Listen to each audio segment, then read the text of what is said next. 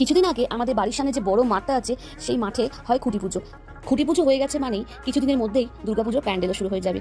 যাই হোক, এখন দিনটাকে শুরু করা যাক। রোজকার মতন আমি আজকেও চলে গেছিলাম অফিসে, আর অফিসে গিয়ে আমার যা যা কাজ থাকে স্যার যেগুলো দিয়ে থাকেন সেগুলো সবই এক এক করে রাখলাম। এরপরে দেখলাম আউটলেটের বাইরে আমার দুজন পাহারাদার বসে থাকতে থাকতে মারপিট শুরু করে দিয়েছে। আমার মনে হলো ওদের খিদে পেয়েছে, তাই আমি বেরিয়ে পড়লাম ওদের খাওয়ানোর জন্য। ওদেরকে খাইয়ে আমি খুবই শান্তি পাই। আমি ভগবানের কাছে প্রার্থনা করি যে আমি থাকি চাই না থাকি ওদের যেন কোনোদিনও খাওয়ার অভাব না হয়। অফিসের সব কাজ সেরে আমি বেরিয়ে পড়লাম জিমের দিকে। বাড়ি ফেরার সময় আমি রাস্তায় এই একটা দেখতে পেলাম। রোজ আমি একটা দেখতে পাচ্ছি, তোমরা কি কেউ জানো এই একটা কিসের?